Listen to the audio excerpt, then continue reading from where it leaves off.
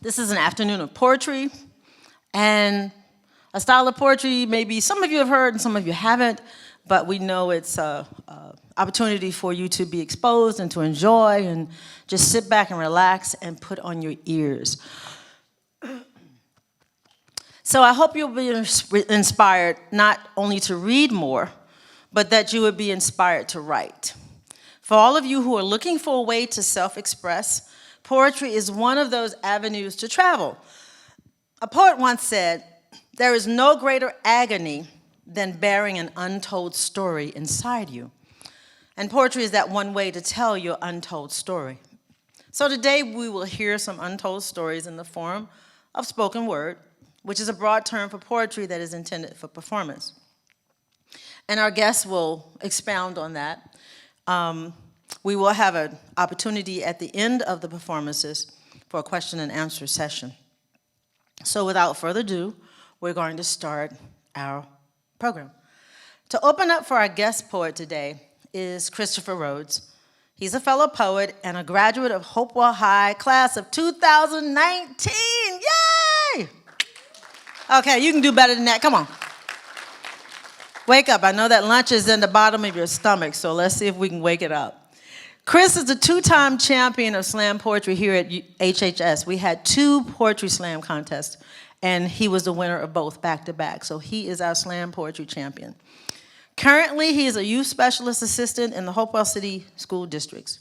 So let's give a warm welcome, better than what I heard before, for our HHS alumni, Christopher Rhodes.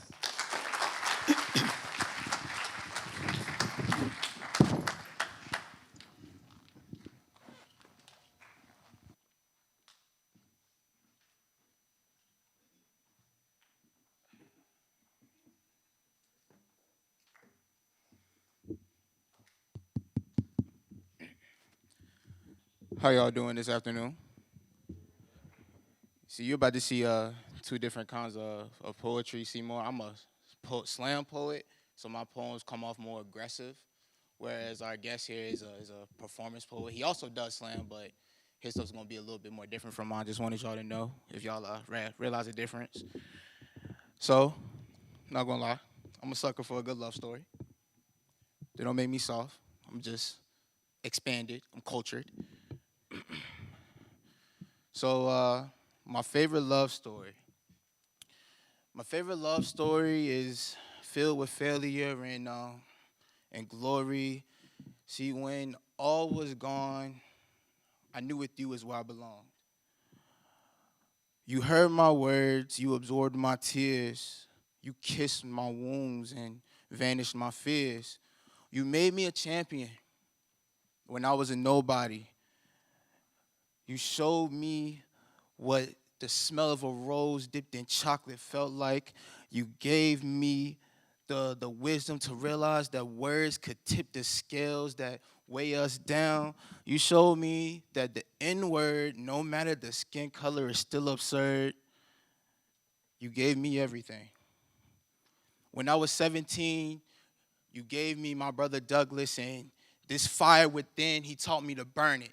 So therefore, at 17, I turned to you. I turned to you as an angry adolescent. Now I turn to you when I'm trying to learn a life lesson. You knew me before I knew myself. I underpaid me, but you knew my wealth.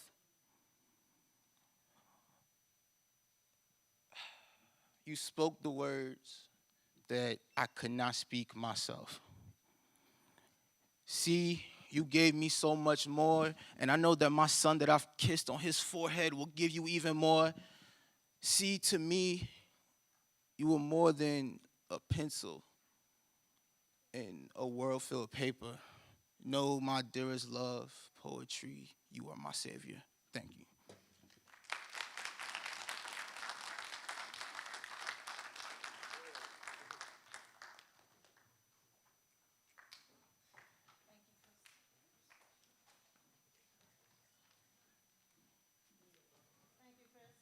Testing. Thank you, Chris. Our next guest is Douglas Powell, also known as Roscoe Burnhams. He's an entertainer, an educator, and Richmond, Virginia's first poet laureate. He uses his art to address challenging topics and encourage marginalized communities. At the end of his performance, as I said before, there will be a question and answer session for anyone regarding the artist and his art form, or even questions you have about your own writing and what possible tips he could help you with. Now, without further delay, let's give a warm HHS welcome to Richmond, Virginia's Poet Laureate, Roscoe Burnhams!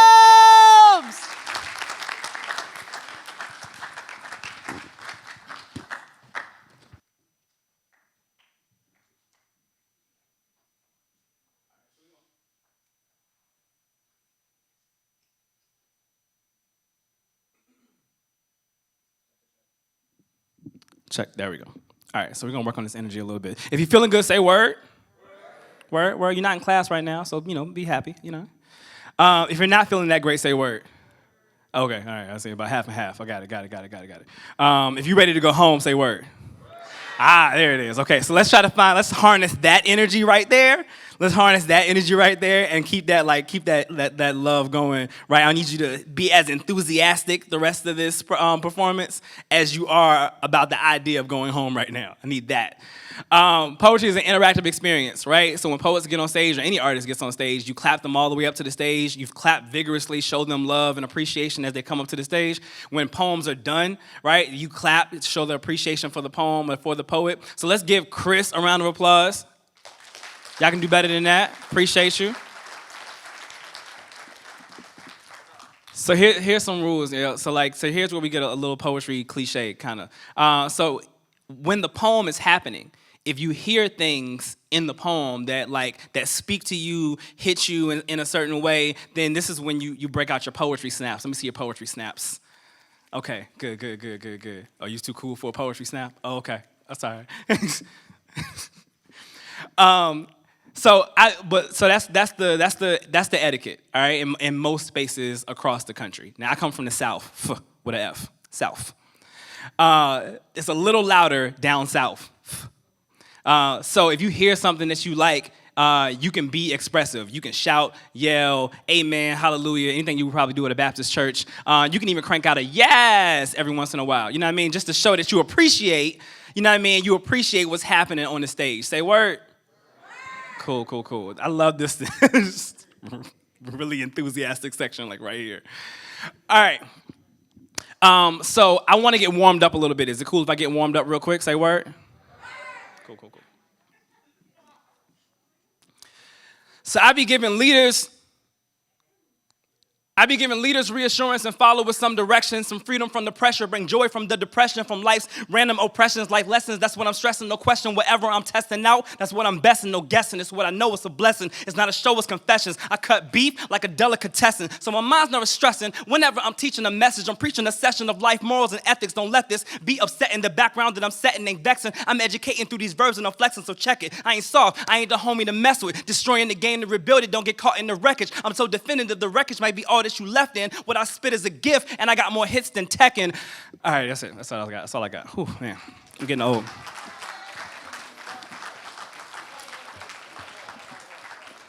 Tekken was like an early 2000s fighting game for those who, I don't know how many old school gamers we got in the house. More. That's Tekken. She said Tekken is superior? I like you. All right. All right. So Douglas Powell is what my mama named me. Artistically, I go by Roscoe Burnhams. I'm the poet laureate, the first poet laureate for Richmond, Virginia. And I actually have a deep slam background. I've been doing poetry slams and competitions all across the country for most of my career. I'm a national poetry slam champion. I am a two-time regional slam finalist, southern champion, underground champion, and I recently won a huge festival earlier this year. So I've been doing poetry slams, probably since '07. Which is it's a long way of saying I'm old. All right. I'm really, really excited to be here. Poetry has been my saving grace for a long time. You know, poetry has kept me going. Poetry has kept me alive. And it's about telling your story, right? Your story is the only story that hasn't been told yet, right? And so let it be told by you, right? Because nobody else could tell it accurately. So I pull a lot from personal experiences. I do it in order to create larger conversations about life, about the human experience, about challenging topics. So let's do this. You guys ready? Say word. Cool. You say y'all not loud enough. I like that energy right there. Keep that energy.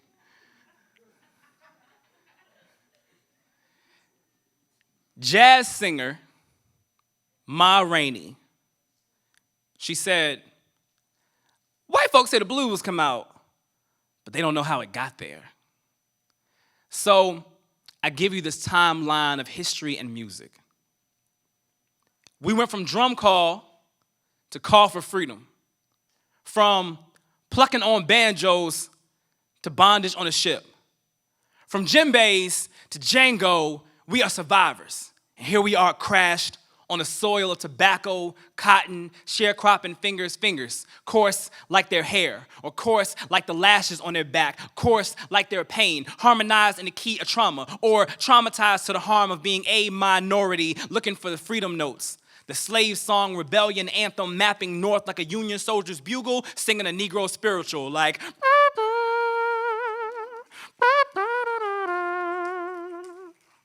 And those same fingers, the same fingers that have been plucking the necks of blues and folk guitars were the same fingers plucking tear-soaked ropes from their necks. Who but us could unravel a noose and turn it into an instrument? Go through hell and make gospel, like fire, shut up in the bones of a burning cross and then baptize themselves in a colored fountain. I mean, who but the Negro could fry up a Jim Crow and feed a nation revolution? To the symphony of the iron hand bigot called America, the pop of gunshots, police batons, snares. Who but colored folk could find rhythm in a riot, make a Motown out of a march, and then when the soul need a break beat, we bass boom, crack walls, crack glass ceilings. Even in the 80s, when crack babies getting born in a concrete existence, we pump up the volume and the veins. Who but blacks could use needles to spin back the hands of time and scratch the surface of a broken history? Who but the enslaved, now only slaves to a rhythm, could take centuries full of suffering and make genres full of joy and rising sounds like black notes on a white page, and they want to know how it got there. But we've always taken all that off key that we've been given and made a resilient medley, and they want to hit the notes. They want to silence the notes. They want to dead the notes. But it is said that you can kill a revolutionary, but you can't kill the revolution. So when you are children of the drum, people can stop the heart, but they can't ever stop the beat. Word.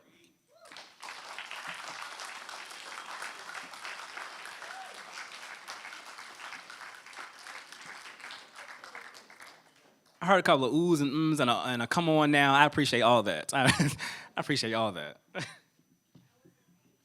Y'all still feeling good? Say word.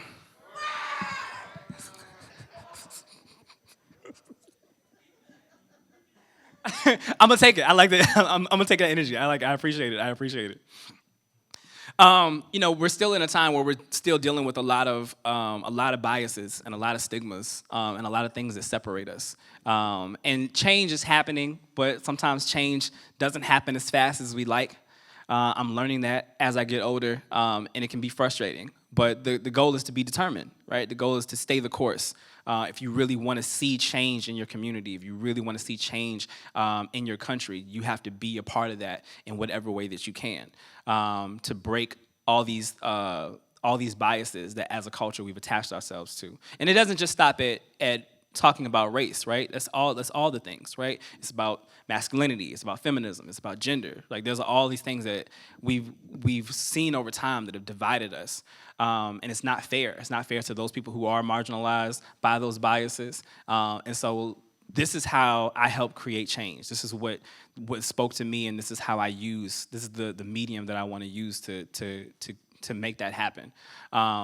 It may be for you too. It may not be. But whatever it is for you, make sure that you use it to the best of your ability. Say word. So I have two kids. I got a 15-year-old and a 5-year-old. I've learned a lot through the course of fatherhood. I'm learning a lot from my children, which is not what I expected initially when I had kids. Ideally, you go into it thinking that you're going to teach them all these things that you've learned over time, and that happens. But I've also taken a lot from our experiences. It's been a very give and take, and I like that relationship that I have with my kids because of that. My son is 5. He's absolutely adorable, and in having a son, I had started this journey prior to, but I've definitely kind of leaned into addressing what masculinity looks like and how I want the type of father that I want to be. So my son flutters around the house, arms out in no direction, like a butterfly playing tag with its own shadow. One Halloween, a butterfly is what he asked to be, unprompted. Now, he knows nothing of what society associates with fancy colors and flutter. He just loves butterflies. Now, I don't know if you know how hard it is to find a boy butterfly costume, but there ain't one. They're all meant for girls. They are all flowy dresses and monarch gowns. They are fairies turned multicolored insect, but we bought one because he wanted one. And so there he was, orange and black, satin, frilly bottom, wingspan, bright as a summer. My son was 3 at the time. Doesn't know what a dress is. Never addresses it as a dress when he sees it. Just imagines himself dressed, draped royally, and free from his chrysalis. Now, when I was a boy, we couldn't be butterflies. At best, you could be a wasp. You could sting or be stung, but never chrysalis. A chrysalis hardens, and then it births a rainbow. A chrysalis allows what's inside to become new. And I was taught that boys don't rainbow. They can scab. A scab hardens and then births a scar. It's ironic, right? Because boys make it out of their childhood, but they're always scarred by it. He was so fascinated with butterflies that we learned a few things, like how some wings are poisonous.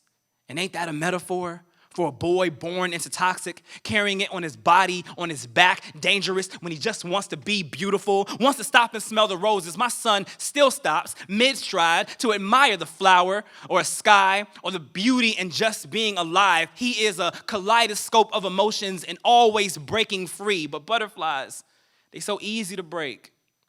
And that is what scares me most. Some human is going to come and rip away at his delicate innocence. You know, I learned that when you touch a butterfly's wings, it kills a million tiny scales. And this is when a monarch loses its color. This is when a boy forgets he's allowed to be whatever he wants to be. But if you stay perfectly still long enough, then a butterfly will rest on you.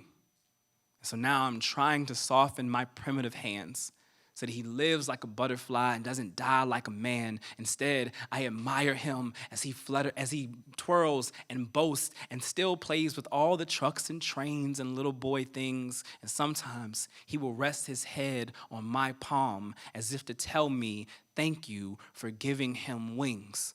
And all of this happens while I'm in my own shell, learning from him how to be free.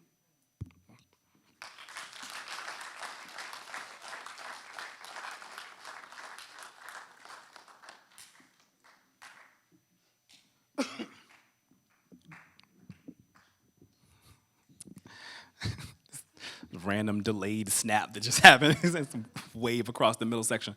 I have 2 kids. I have a daughter as well. Our journey has been a little different. I was 19 when I had my daughter, which is really, really young. And I was learning a lot about myself and wasn't really prepared, honestly, to raise a whole human being and had to get ready very, very fast. But as a parent, right, just coming into this and knowing this is something that I wasn't going to run from, had to reassess all the things I wanted her to know as a woman growing up in a country that constantly undervalues you. A world that constantly puts ceilings on what you can accomplish and what you can achieve. And so I wanted her to I want to instill in her now that these are things that don't have to exist. They don't exist, right? And whatever you want to achieve and whatever you want to be, especially as a black woman in America, is what is achievable, is feasible. So some years ago, I ran across a quote. Aerodynamically, the bumblebee should not be able to fly. Its body is too big. Its wings are too small. But it goes on anyway because bumblebee doesn't know that. Now, I'm not sure who put the fear of falling into my family, but it's all they passed on. Convinced that adversity is a bear that will swat you into the grass and we weren't meant to fly, they say. Now, I have been tasked with raising a queen. And the parenting advice that I receive is to caution my daughter that dreams are too big, that life is too small. And the possibility she'll never take flight is too great. Play it safe. They're advising to do what they did to me, the young bumblebee, ready to grab life by the antenna, sip upon nectar from outside of this monotonous garden. I remember the first time I was stung, punctured my promise right inside the colony. My family had squashed my visions of stardom.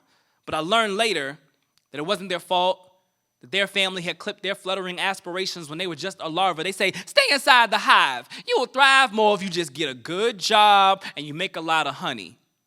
I fell, but flat with vigor to my next blossoming passion, poetry, dropped to me like pollen, brought it back to my elders, and they stared with 1,000 premature judgments in their lenses. They don't know what all the buzz is about. But I plead that when you are flying, success is seen in an array of colors, and life ain't always so black and yellow. The world is so big. Their goals were too small. You got to aim high above rain clouds to avoid wet wings, so I journeyed on a turbulent path, reconditioning my mind to remember that no, I am no dragonfly, but I span just enough to stay afloat. And my baby girl, she's a chip off the old stinger. I mean, she's all venom and optimism. She's testing the air with hopes that get so high that you could pack it up in a dime bag and sell it. I won't drown her in their doubt or scare her into thinking that she could leap from the branch, but she ain't guaranteed to catch a draft. Shoot, she might even crash. Forget that. I look her square in the innocence. I tell her to soar. Soar like no bug before you. You don't have to be a firefly to look like a star. You go to altitudes only the sparrows brag about. You touch God's eye. You show Icarus what he did wrong. And when you make it back, there are plenty of flowers in the field. You find which scent works for you. You be whatever you want to be. And should anyone ever tell you otherwise, state it very plain so their insect-sized mind can understand. And say the bumblebee's body, it is too big. And its wings, well, they are too small. And it shouldn't be able to fly. But destiny doesn't know anything about aerodynamics.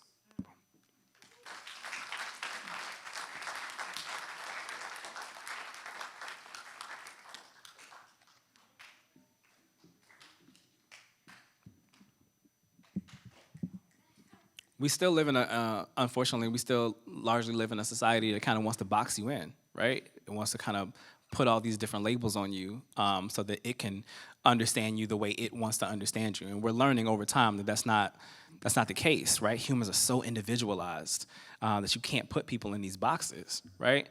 You can't attach labels to people because we grow and we change all the time. Also, the labels that you might attach to somebody might be wrong because that person is an individual person who doesn't necessarily subscribe to what those labels are. But it starts so early.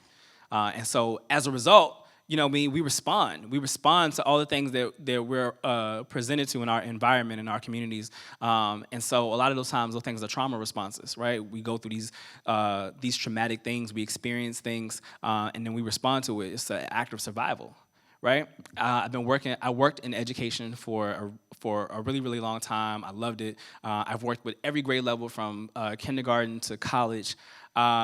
And you see a lot of it happen, especially in Black and brown communities, because people are quick to put people in boxes. So before I start this piece, the word lycanthropy it means a supernatural transformation of a person into a werewolf, the way we've seen it in movies, the way we've read it in books. It is also known as a form of madness involving the delusion of being an animal. This poem is Lycanthropy, a Black boy story. So Jeremiah walks into my class growl ready, practically foaming at the mouth. His teeth had been snarling the entire weekend. He is the king of his den. He is the only man in the house. Jeremiah is 7 and already knows how to growl, how to howl at a full moon. In classes, when the daylight hits, you can tell it is warm and foreign, and the claws retract. He tries to walk erect. Sometimes he tries to play with the other boys, but sometimes he forgets not to bite or scratch. Sometimes he forgets he, too, is just a boy. Now, anybody who knows Mr. Roscoe knows I love 2 things, and that is sing-alongs and hugs. I offer all of my kids hugs before they leave. It is because I know for most of them, it is the only hug they will get that day. First time I offered Jeremiah a hug, he thought I was attacking. The hair on his back all raised and sharp, his paws ready to defend. Arms out, arms embraced, never meant love, has always meant captured, has always meant weak. It reminded me that being a black boy, sometimes you feel like the mantelpiece before you feel like a man. You're snared in the world's delusion of black boys only being animals. I have lived this complicated curse of always having to transform in order to survive this concrete thicket of death and poverty, or the moon's prejudice and profiling, where it's all hunt or be hunted, trying to contain such a necessary beast. All black boys shapeshift themselves to be aggressive. Growing up in a hood where timid could get you shot, or to be passive, because showing your teeth to police could get you shot. Bullets come from both the block or a badge, while the privileged frolic in the prairie. No pale gaze to make them monsters. The ability to fail and fight without fear. No, I almost cussed, sorry. At all the schools where I have taught, the white kids get mental health therapy and a slap on the wrist. Black boys get felonies, handcuffs on their wrists, prison pipeline into muzzle and collar before they develop a bark, tried like beasts they ain't even seen as humans, 5 times more likely to be held in captivity. And I don't want to see Jeremiah, or any of my students for that matter, locked in a cage or hanging from a leash, a boy who just wants to listen to nursery rhymes and play football, and so I hug him because no one has, because the forest he's being raised in is all shadows and predators, and I want him to know that my class is always sunshine, never moonlight, never wax or wane, never crescent or blue, never crescent or new, and nowadays he gives me a hug before and after school.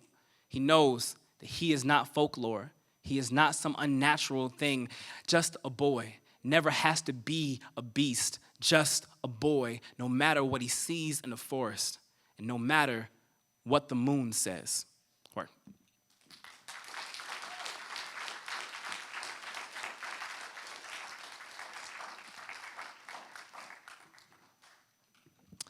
I ain't done that poem in a while. It messed me up a little bit. I ain't gonna lie to you. It's a really, really vulnerable art form. So and I know it's kind of cliche to say it, but it's literally an art form that saved my life. I actually didn't really go into this with the last group, but so I started writing at a really young age. I was really into more like songwriting, and I was I wanted to rap, you know what I mean, that kind of thing. And so, but I was writing poems, but I wasn't taking it seriously. So in the process, though, I was going through it. My school career was the worst. You couldn't pay me to repeat it. I was really, really depressed. I had already had a number of suicide attempts by the time I had gotten to 16. I was really, really having a hard time. I had an English teacher my junior year that was really into poetry and saw a lot of my work and encouraged me. She's like, yo, this is really good. This is really good. Oh, you're a good writer. And that was the boost that I needed. I wasn't getting that anywhere else. And it gave me all this fuel to keep going. And I still really struggled with dealing with depression and dealing with anxiety and dealing with suicide ideation, but I'm still here to tell my story, and I'm very proud of that. But poetry has been this medium to help me get through that. And so that's why this means so much to me. I am going to read way over here.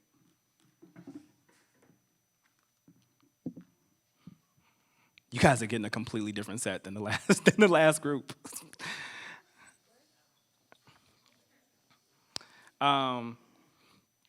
So I have a couple more pieces that I'm going to do. I'm going to read this one because this is where I'm at. This is where I'm at now. This is a lesson plan on conquering depression. So you stare. You stare at the mirror, point out all the best and all the worst of you, physical or not. And you realize that the body and the mind are similar in the sense that they are both made of clay. So you be a potter's hands. And you cry, but do not weep in vain. Hide everything sharp. Hide the knives, the scissors, the razors, the mistakes, the regrets, and you build. Build castles from salt water and sand, packed tight. Depression comes in waves. Construct a strong foundation in knowing this too shall pass. And then you breathe. So y'all are wearing masks. It's good. Okay, cool. So we're gonna do this kind of together a little bit because there's a few points in this poem where we breathe, where I breathe, but we're gonna breathe together. Please keep your mask on. So when I get to breathe, we're going to inhale, we're going to exhale. You guys can do that? Say word. I don't need you to breathe as aggressively as that, though. Just know that. But I love this energy. So you build castles from salt water and sand. You pack tight. Depression comes in waves. So you construct a strong foundation in knowing this too shall pass. And then you breathe. You live.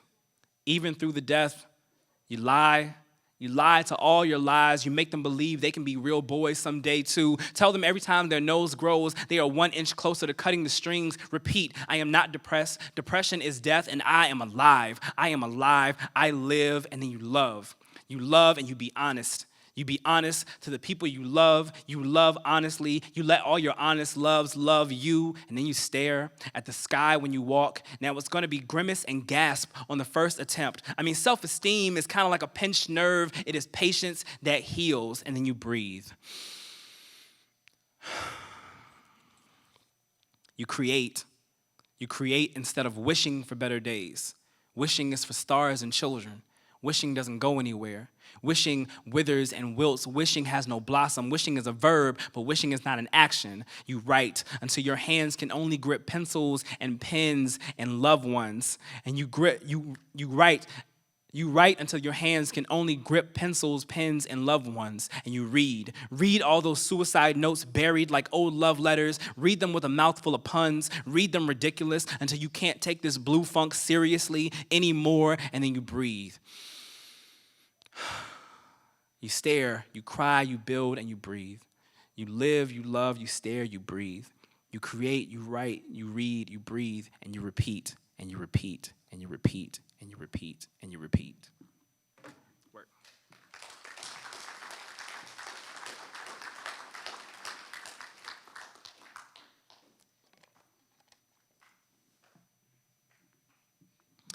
I've been in love with this art form for a really long time, and I'm proud to have made a career of it. But even if I didn't, I still would have loved it just the same, because it isn't necessarily about making the money. Although that's always nice, saying hashtag capitalism. So it's always nice to make the money, right? Because you need the money in order to live. But I would be miserable if I wasn't doing something that I loved, right? So do what you love and love what you do. Say word.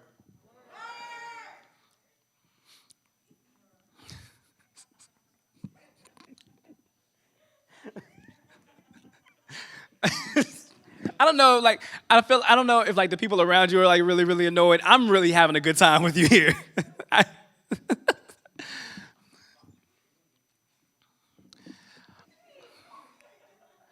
My mother's words made more sense to me when I heard them from a stranger. Because for whatever reason, strangers are just more prophetic. Exactly. Sad but true. Hard-headed, I know.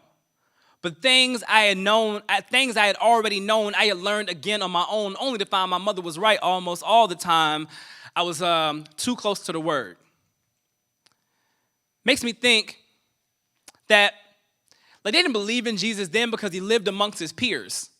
So even if he altered water or walked on water or preached on altars, they assumed his crucifixion was karma. They labeled him blasphemous. Centuries later, an entire nation calls him savior. Too close to the word. We are often too close to the word. So miracles made by what we consider to be mere men are thought to be could be movements by inspired mortals. No more godlike than you or I. So with that logic, I assume that heroines during slavery were just bold, or the heroes during the civil rights movement, they just got lucky. And there was nothing prophetic about writers during the Renaissance, right? I mean, we recorded their lives, but instead of writing holy books on their accomplishments, instead we exploit their ups and downs on silver screens.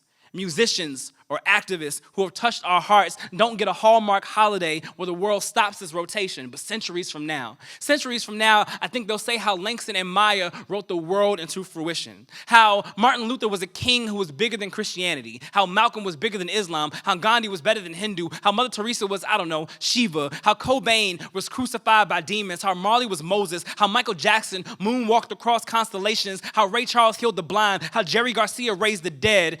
And they'll be correct. Harriet Tubman could have saved so many more, not if they knew they were slaves, but if they understood that she was Christ, a Greek word that means Messiah, a Hebrew term that means Savior, one who saves people. I have always wondered why Tupac sounded exactly like Psalms, why Revelations reminded me of Biggie's Ready to Die. There is a Jesus amongst you. There is a Muhammad at your job. There is a Buddha screaming from a bassinet. There is a Krishna on stage. There is a goddess washing dishes in your kitchen. There is a deity blowing you kisses. There is a future religion holding a sign written on cardboard with his own rags to riches prophecy. There is a Bible blasting through the lyrics of your playlist and moments of divinity.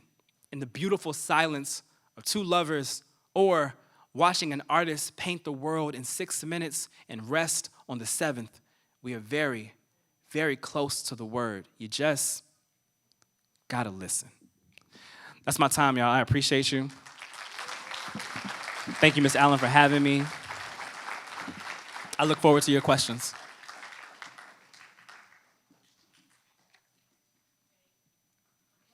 Thank you, everyone. Let's give him another round of applause. I hope you have been inspired to go on and be the best you can be. And for those who are writing, I hope you're inspired to even write more. So if you have any questions at this time, no question is a dumb question. So if you have a question, you can come up to the mic and ask. Anyone? Anyone? No one? We got a hand back We got a here. hand? Where's the hand? Come on down with the hand.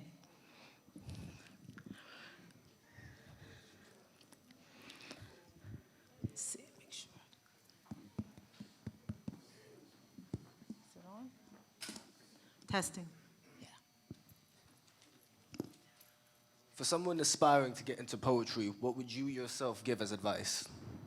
One, just start writing. It don't even have to be poetry at first, right? If that's where it takes you, then that's where it takes you. But writing down like your experiences, writing down your views, writing down whatever you feel like is necessary for you is definitely where you start. Like I said, I didn't even start with poetry, honestly. Like I wanted to write songs, I wanted to write stories. I fell into poetry kind of by accident, honestly. And then that's the medium that fit me. Right, so if it's short stories, if it's fiction, if it's nonfiction, whatever your genre is that speaks to you, let that be what speaks to you. If poetry is something that speaks to you, read from find more poets to read. It's 2021. Like YouTube is everything, right? So like there's a million poems, a million spoken word pieces on YouTube that can help get those creative spark going. So read more and write everything. You speak exactly on everything I love about writing. Thank you, man. Appreciate you. You can clap for it.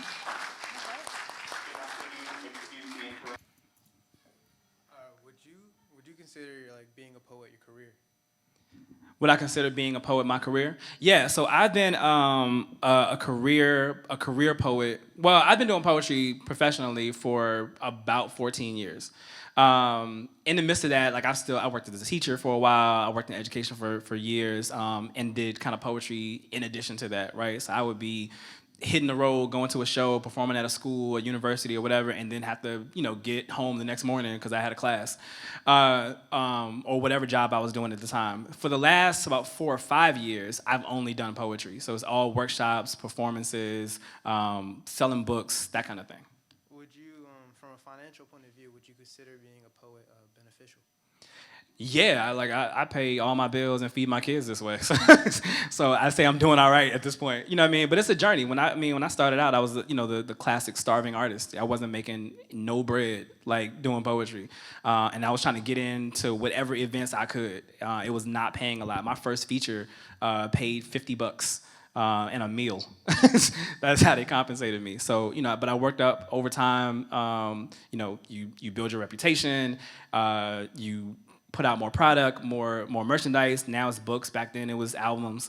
And you network more. You know what I mean? And as you start to have more accomplishments, as you start to do more in your career, you're able to charge more, and you're able to do more things, more opportunities. And so now, yeah, this is how I eat. All right, well, thank you. Appreciate you. Y'all are such a polite audience. I love this clap, like right after the question. Are there any I love other it. I love questions? Don't be shy. Any other questions? Oh, come on. I think this person is coming down to ask Come on down. a question. Come on. Come on, you're good. And then whoever else had a question, you can I guess make your way down. I want to make sure the mic's on. Sounds like it. Sounds It's on. Is it on? Testing 1, 2. Yeah. Okay, just get closer to it. Okay. Good afternoon. I do write sometimes, but it's not like whatever I'm feeling, I just put it down before I forget it. Right. Is there a way to organize it? Is there a way to organize it? Are you trying to turn it into these are just kind of is it like you journaling, or do you Yeah. feel like it's more like journaling? Yeah, but because you said you write it down in a book and it becomes like a poem. So after a while, it just adds up into it's something. So, are you asking how to turn what you're doing now into poetry, quote unquote? So I'll tell you. So writing is all storytelling, right? Where poetry ends up being a little different is the use of, I'm about to turn into a whole English teacher, just bear with me. So where writing poetry becomes a little different is the use of figurative language, right? So using a lot of imagery, using metaphors and similes and all these things that make the experience for the reader or the listener kind of pop and visualize in a different way than you would do in fictional writing or nonfiction or whatever. So taking what you have and then trying to retell that story and attaching it to a metaphor is where I would start. How can you use more metaphors and more comparisons in the writing than what you're doing now? That's the beginning stages of turning it into a poem, quote unquote. Okay, thank you. Appreciate you.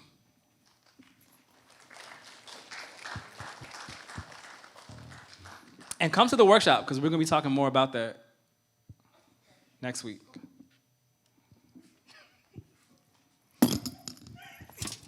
No, wait, were you the one who was word, you was screaming, you was real lit back there? Okay. Yeah, word. Who's the biggest artist you ever worked with? Who's the biggest artist I ever worked with? Recently, this is kind of a big deal for me. It might not be a big deal for y'all, but there's a really popular jazz legend who's from Richmond. His name is Plunky. He has a band called Plunky and Oneness. He's literally been recognized all over the world, and so now we're working on a project together. It's kind of cool, right? They don't appreciate it, but you know what I'm saying?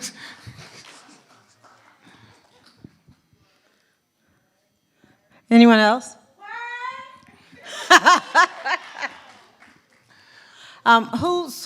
What poet or artist has influenced you the most?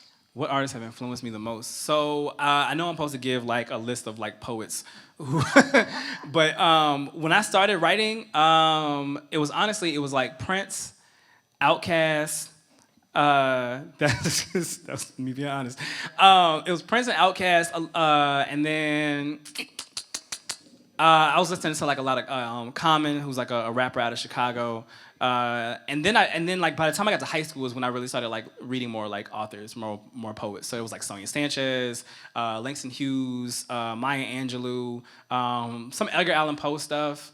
And then, you know, getting into spoken word, then I found more like spoken word artists. So it started with like Saul Williams, and then like there's a cat named Rudy Francisco, Talam Acey, Sonia Renee Moore, a really dope poet out of New Orleans named Icon. There's a list, yeah. All right, any other questions? Task? No others? Okay. Want to encourage you, if you are interested in the workshop, which Roscoe will be facilitating next Friday during 4th block, there are sign-up sheets up here at the podium, at the stage, and please come and sign and be a part and learn or increase your writing. Just want to encourage you all to just read and read and read and read more, okay? That opens your eyes to a whole new world. And so I just want to thank you for coming and being a wonderful audience. Thank you for the word, my dear. Your expression has livened up our performance. So thank you for your energy. You all have been a great group. And so have a wonderful weekend and be safe, okay? Thanks, y'all.